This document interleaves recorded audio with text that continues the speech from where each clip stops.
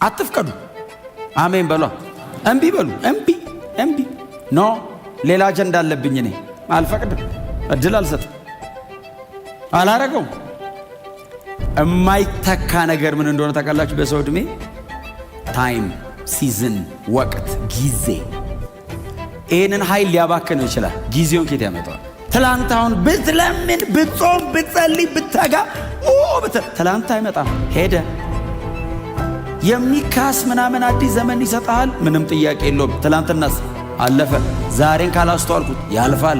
ዕድሜ፣ ወቅት እግዚአብሔር ሊጠቀምበት ፕሮግራም አድርጎ የሰጠኝን ጊዜ ሉዝ ሳደርግ የጨረስኩት ድረስ ይባርከኛል፣ ይሸልመኛል፣ የቀረኝን ግን ይጠይቀኛል።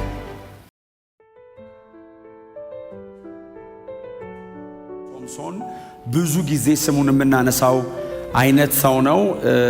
ልክ እንደ ሌሎቹ በዚህ መሳፍንት መጽሐፍ ላይ ወደ 7 አካባቢ የሚሆኑ ተመሳሳይ ታሪኮችን የተሸከመ የ200 ዓመት ታሪክ ነው አይደል? የመሳፍንት መጽሐፍ 200 ዓመት አካባቢ ነው ሙሉ። አጠቃላይ ከኢያሱ ማብቂያ እስከ ሳሙኤል መግቢያ ድረስ ነው ያለው። 200 ዓመት አካባቢ የፈጀ ታሪክ ነው ይሄ። በመሳፍንቱ ዘመን እግዚአብሔር በእስራኤል መካከል ያከናወነው ታሪክና ወደ 7 የሚሆኑ ታላላቅ መስፍኖችን እግዚአብሔር በሕዝቡ መካከል አስነስቶ እግዚአብሔር ሕዝቡን ከጠላቶቻቸው ያድናቸው ነበር፣ ይታደጋቸው ነበር የሚሉ ተመሳሳይ 7 አዙሪት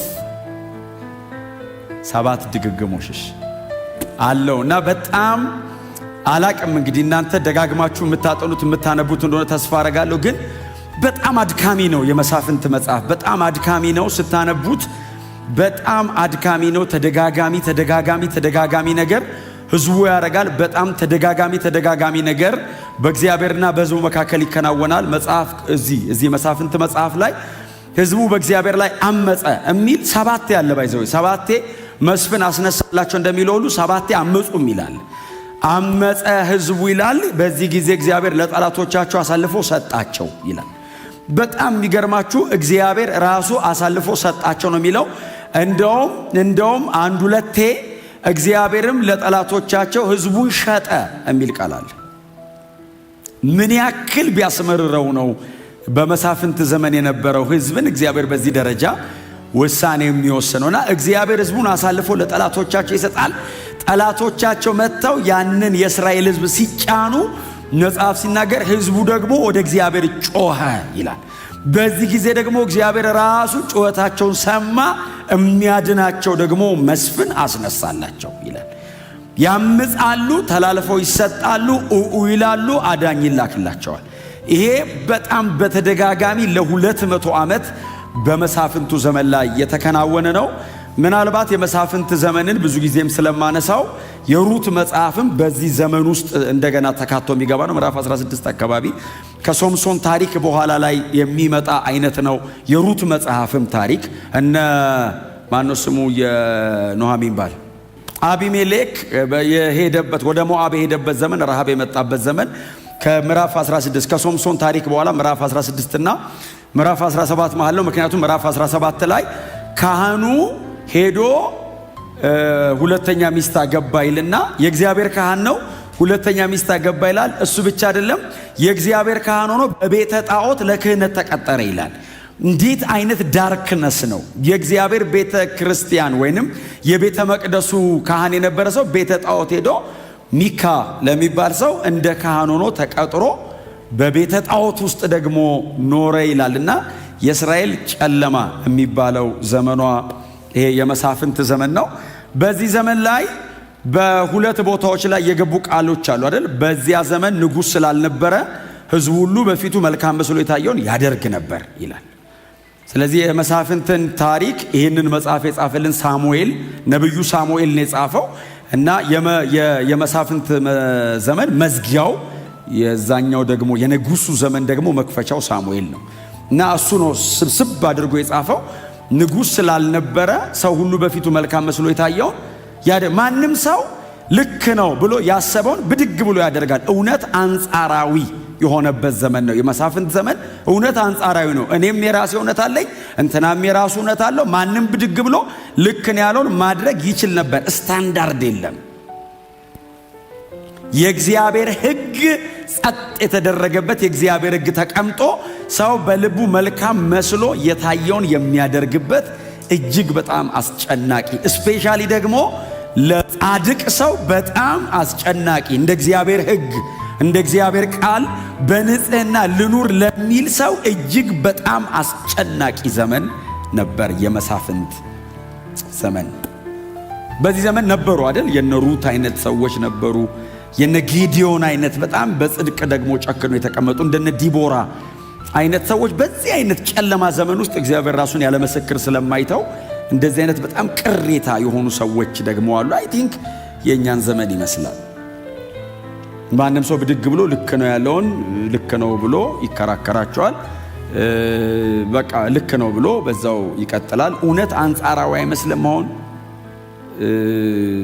የጽድቅ ስታንዳርድ በጣም እንዲና እንዲህ ያለ የሚመስልበት ማንም ሰው የፈለገውን ነገር አድርጎ ጥቅስ ፈልጎ ጥቅሱን ጠምዝዞ ጥቅሱ እንደማይለው አስጮሆት ታኮ አይነት ነገር ከኋላ አስገብቶ እንደፈለገ የሚኖርበት አይነት ዘመን ነው። አጠገባቸው ያለው ሰው በዚህ ዘመን በጽድቅ ኑሩ በሉት። ክብር ለእግዚአብሔር ይሁን። እና በዛ ዘመን ከተነሱ ሰዎች መካከል ወይንም በእስራኤል መካከል እግዚአብሔር መስፍን አድርጎ ካስነሳቸው ሰዎች መካከል አንደኛው ዛሬ ያነበብኩላችሁ ሶምሶን የሚባለው ታላቅ ሰው ነው። በጣም ታላቅ አገልጋይ ነው። የእግዚአብሔር ኃይል በላዩ ላይ ያለበት ታላቅ መስፍን ነው። እና አንዱ እግዚአብሔር ያስነሳው ምናልባትም ከምዕራፍ 17 በኋላ እንደ ሶምሶን አይነት ሰው አታገኙም። በዚህ ደረጃ የተነሳ የመጨረሻ መስፍን ነው ማለት ነው። እና የሳምሶን እናት ሶምሶንን ከመውለዷ በፊት ማን ነበረች? ልጅ አልነበራቸውም፣ መውለድ አይችሉም ነበር ይላል። በዚህ ጊዜ በእርሻ ውስጥ ተቀምጣ እያለ ነው አይደል የእግዚአብሔር መልአክ ተገለጠላት ይላል። የእግዚአብሔር መልአክ ተገልጦ አናገራት እና ወንድ ልጅ ትወልጃለሽ አላትና ያችም ሴት ይላል እኔ በቺስ በእውነት መጽሐፍ ቅዱስ ላይ ያሉ ሰዎች በጣም ነው የሚገርሙኝ። ልክ አዋርታው ስትጨርስ ሮጣ ወደ ባሏ መጣች ይላል እና የእግዚአብሔር መልአክ ሳይሆን አይቀርም፣ በጣም ያብረቀርቃል፣ ፊቱም ያበራል። የእግዚአብሔር መልአክ ሳይሆን አይቀርም አለች። መልአክ አይታጣቅም ማለት ነው። የመጀመሪያው ነው ሳይሆን አይቀርም እና ወንድ ልጅ ትወልጃለሽ አለኝ ስትለው ለማኑሄ የእግዚአብሔር መልአክ ነው። አዎ እንግዲያው እኔ ጸልያለሁ፣ ላንቺ ከተገለጠ እንደገና እኔም ማየት ስላለብኝ እኔም ጸልያለሁ አለና እግዚአብሔር ሆይ ለሚስቴ ተገልጠሃል። አዎ እኔም እባክህ ልይና ለእሷ የነገርካትን ለእኔም ደግሞ እንድትነገርኝ ይፈልጋል። የድሮ ሰው በጣም ጥሩ ነው። አሁን እኛ እኮ ሰማው ካለ ሰማ እናቆማለን። የድሮ ሰው ለእኔም ይላልና እግዚአብሔር ቸር አይደል? እኔም ማየት መስማት እፈልጋለሁ ብሎ ሲጸልይ መጽሐፍ ቅዱስ ሲናገር ለማኑሄ እግዚአብሔር ተገለጠ አይደለም የሚለው፣ ለሚስቱ ድጋሚ ተገለጠላትና ያ ሰውዬ ማለት ነው ተገልጦላት ሲያዋራት በጣም የምትገርማችሁ የባሏን ጸሎት ሰምታለች መሰለኝ። እያዋራት ሰማችሁና እባክህ አንተ ሰው እንዳትለየኝ ባሌን ጠርቼ ልምጣ አለችው።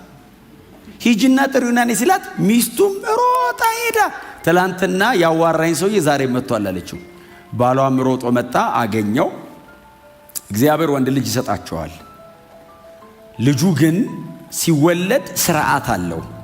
እንደ ማንኛውም ልጅ ዝም ብሎ ተጸንሶ የሚወለድ አይነት ልጅ አይደለም። እግዚአብሔር ለተለየ ዓላማ የሚፈልገው የእግዚአብሔር ፕሮግራም ያለበት ልጅ ስለሆነ አንቺ እሱን ጸንሰሽ እስክትወልጂ ድረስ የሚያሰክር መጠጥ እንዳትጠጪ አላት። ልጁ እኮ እናቱ ሆድ ውስጥ እኮ ነው ያለው። እሱ ከተወለደ በኋላ እንዳይሰክር አይደለም ያለው። እግዚአብሔር ልጁን ስለፈለገው አንቺ ራሱ የሚያሰክር እንዳቀምሽ አላት። እንጠጥተሽ እንዳሰክሪ አይደለም ያላት፣ እንዳቀምሽ ነው ያላት። እና እንዳትቀምሺ ከተወለደ በኋላ አላታው እስከሚሞት ድረስ በራሱ ላይ ምላጭ እንዳያርፍ ለእግዚአብሔር የተለየ ነውና ናዝራዊ ነው፣ ጸጉሩን እንዳትነኩ፣ በራሱ ላይ ስለት ያለው ነገር እንዳታሳርፉ ብሎ የልጁን ሥርዓት ለአባትና ለእናት ነገረ። መጽሐፍ ሲናገር እናቱን ጸነሰች፣ ከዚያም በኋላ ተወለደ። ሶምሶን ተወለደ። እስከ 18 19 ዓመቱ ድረስ ሰው እስኪሆን ምንድነው ሙሉ ሰው እስኪሆን ድረስ የሚያሰከር አይቀምስም፣ በራሱ ላይ ምላጭ አላረፈም። በጥንቃቄ አሳደጉት ሶምሶንን። ማኑሄና እናቱ ተጠንቅቀው መውጣት መግባቱን፣ ምክንያቱም እግዚአብሔር ይሄ ልጅ ከመጸነሱ በፊት ነግሯቸዋል። ናዝራዊ ነው፣ የኔ ነው፣ ለእናንተ ብቻ ሳይሆን ለራሴ ምን የሰጠኋችሁ።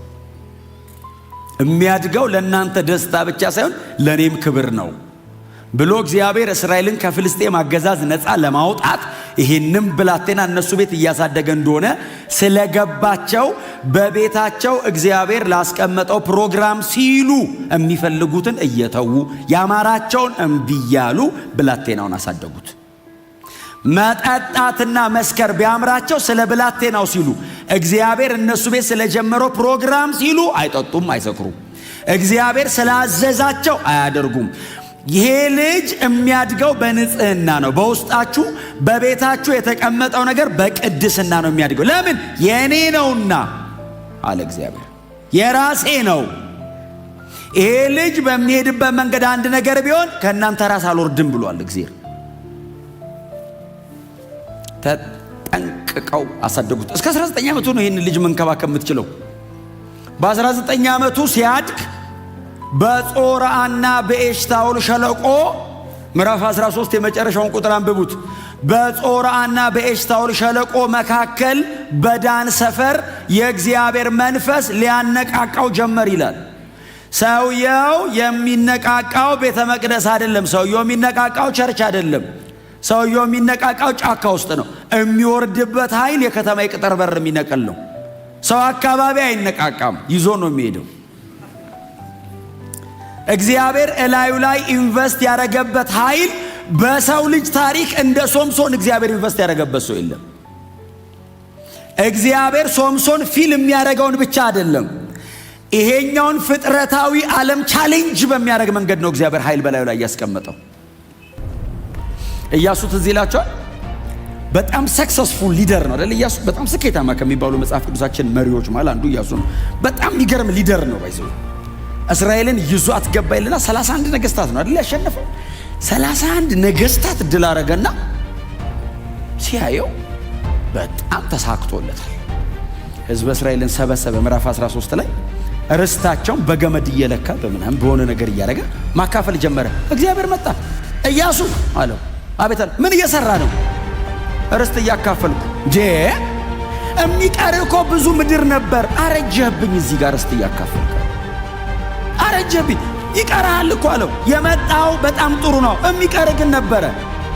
እስካሁን ስለመጣው ሸልማለሁ፣ የሚቀርን ግን ጠይቃለሁ አለ። መሳፍንት ዘመን ላይ የመጣው አንዱ ትርምስ በኢያሱ ምክንያት። ኢያሱ ቫንጋርድ ሆኖ ከፊት የሚሄድ ሆኖ ከኋላ የሚቀጥል ስላላመጣ ሙሴ ፌል ያላረገው ኢያሱ ስለተካው ነው።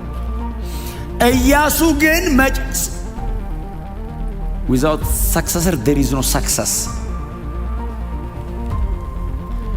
ዝም ብሎ የእስራኤል ሽማግሌዎች ለሚባሉ ሰጠ።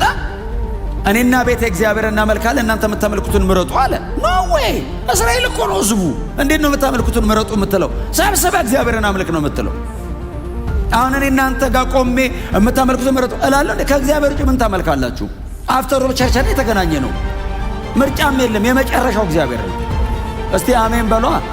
እኔና ቤተ እግዚአብሔር እናመልካለን እናንተ እንዴ? ለአሞራውያን አማልክት ህዝብ ለኬጢያውያን ለምናምን ይሸኛል እንዴ?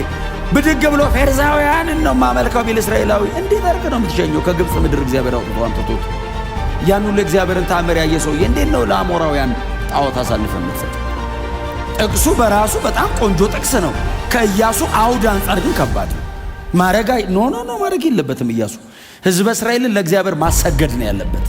እኔና ቤቴ ብቻ አይደለም፣ የህዝብ መሪ ነው እሱ። ኔሽን ነው ከኋላ ያለው። ኑ እግዚአብሔርን ተከተሉ። ሙሴን አታየውም እንዴ? ጥጃ ሰርተው ሲያስቀምጡ ሊደረግ እንግዲህ ጥጃ ሰሩ ነው እንዴ ያለው። ፈጭቶ በጥብጦ አጠጣቸው ነው የሚለው። ባይዘው አጠጣቸው አጣ። በምንም አይነት መንገድ ኃጢአት አልባ የሆነ አዳኝ አለን። በድካሙ ሳይሆን ስለ ሰው ልጆች ኃጢአት በመስቀል ላይ እርቃኑን የሞተ አዳኝ አለን። አባቶቻችን ደክመው ነው የሞቱት። ኢየሱስ ግን ስለ ኃጢአቴ ነው የሞተው። ስለ እኔ ሲል ነው። የሰራሁት በደል የሰራሁት ኃጢአት ሞት ያስከፍለኛል። ስለዚህ ያንተን ሞት አምጣ ብሎ ኃጢአት የማያውቀው እርሱ ስለ እኔ ኃጢአት በመስቀል ላይ ሞተ። ፍጹም አዳኝ አለኝ። አዳኝ አልፈልግም። የሚነሳ መስፍን አልጠብቅም። ኦልሬዲ ተነስቶልኛል። ጌታ ኢየሱስ ክርስቶስ ስለ ኃጢአተኞች በመስቀል ላይ ሞቷል። እምናየው እምንከተለው ለዘላለም ነፃ ያወጣን መስፍናችን ከፊታችን አለ። ሞቶ አልቀረም። ሞትን ድል አድርጎ ደግሞ ተነስቷል። ለዘላለም በእግዚአብሔር ፊት ስለኛ እያበራ ይኖራል። ደግሞ በቅርብ ይመለሳል። ሃሌሉያ። አየህ፣ ደከመ፣ ወደቀ፣ በሞቱ ምናምን ገደለ ብዬ አላቆምም። ከሞት ደግሞ ተነስቷል። ኢየሱስ መስቀል ላይ ሲሞታው ይዞኝ አይደለም የሞተው፣ አስነሳኝ እኔን። አየህ፣ ኢየሱስ ሲሞት ሞትን ገሎ በእርሱ ሞት ለእኔ ሕይወት ተሰጠኝ። ሶምሶን ሞተ፣ ታሪክ አለቀ። ኢየሱስ ሲሞት የኔ ሕይወት ጀመረ። ኢየሱስ ሲሞት እኔ ከአብ ጋር ታረኩኝ። የዘላለም ሕይወት በር በኢየሱስ ሞት ተከፈተ። እንደነዚህ ሰዎች ኢየሱስ ሞተ፣ ታሪክ አለቀ አይደለም። ኢየሱስ ሞተ፣ እኔ በሕይወት ኖርኩ። እኔ የምሞትበትን ኢየሱስ ሞተው፣ ሞት ሞተ። አለኝ መስፍን፣ አለኝ ንጉሥ፣ አለኝ አዳኝ። ዘላለማዊ ንጉሥ ነው። የሚቀባ የሚመጣ የለም ከዚህ በኋላ። ተቀብቶ የነገሰ አለ። ሃሌሉያ። ለዚህ ሕዝብ ሌላ አዳኝ የለውም። ኢየሱስ ብቻ ነው አዳኝ። ለዚህ ሕዝብ የሚመጣለት ሌላ ተስፋ የሚደረግ ነገር የለውም። መሲያችን ክርስቶስ ነው። የሚመጣልንም እሱ ብቻ ነው። እማያዋጣው አቅም አጣው፣ ኃጢአት አንገላታኝ፣ ሕይወቴ ደከመ፣ ተሰቃየው፣ እንዴት አድርጌ ልውጣ የምትሉ ሰዎች ካላችሁ ኢየሱስ አለ። ኢየሱስ አለ። እኔ የከሌ ነው አልልም። በቃ የመጨረሻ ተሰብስበን የምናየው ኢየሱስ አለ። በቃ እሱ ኢየሱስ ክርስቶስ ስለ እኔ ኃጢአት መስቀል ላይ ሞቷል። ስለ ሰው ልጆች ሁሉ ኃጢአት መስቀል ላይ ሞቷል። በቅርብ ተመልሶ ይመጣል። በእርሱ የሚያምኑትን ሰብስቦ የመሰረተው መንግሥት ውስጥ ያስገባናል። ያዘጋጀልን ስፍራ ይወስደናል። ስለዚህ ሕይወታችሁን ያልሰጣችሁ እንግዳም አዲስ መሆናችሁ የመጣ ሰዎች ካላችሁ ለእናንተ